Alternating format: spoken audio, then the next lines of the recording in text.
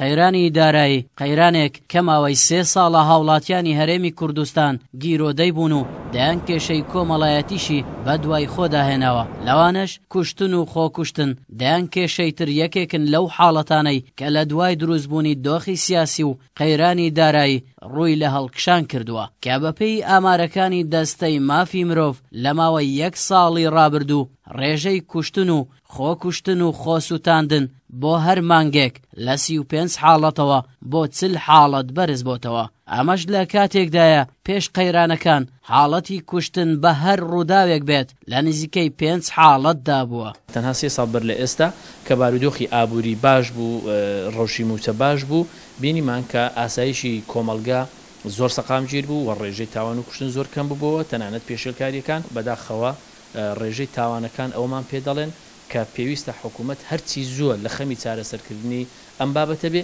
شتێک هەیە ئەویش پێمان دەڵێت کە هەمومان جێک ڕێژەیەک هەیە لە کوشتن، ڕێژەیەک هەیە لە خۆکوشتن، ڕێژەیەک هەیە لە تەقەکردن، ڕێژێک هەیە لە بریندارکردن، ڕێژێک هەیە لە شەڕ. یعنی ئەمانە هەمومان جێ دووبارە دەبنەوە. ڕێژەکەش کەم نییە تا ئێمە بڵێن حاڵەتێکە یا 2 حاڵەتە یا 3 حاڵەتە. مامۆستایەکی زانکۆش دەڵێت هەر کاتێک وڵات بەرە و قەیران یاخود کێشە و ململانەی سیاسی ڕۆشت، ئەوا کێشەکان لە ڕووی کۆمەڵایەتیەوە زیاد دەکەن. ئەو کات ئاماژە بەوەش دەکات سەروەرنەبوونی یاسا و نەبوونی دادپەروەری لەلایەکی تر هۆکارێکە بۆ ئەوەی حاڵەتەکانی خۆکوشتن و پەرتەوازایی بە ئاقارێکی خراپتردا بڕۆن. قەیران بە شێوەیەکی گشتی دەبێتە هۆی نەبوونی یاساوەیان دروستبوونی فۆزا بە واتایەکی تر. ئەم سەروەرنەبوونی یاسا لە هەر وڵاتێکە کە لە ئەنجامی قەیرانەکانەوە سەر هەڵەیە ویان پەرە ئەسێنێ نەئارامی لێ ئەکەوێتەوە و هەروەها لێ نەپیچینەوەی یاسایی لێ ئەکەوێتەوە.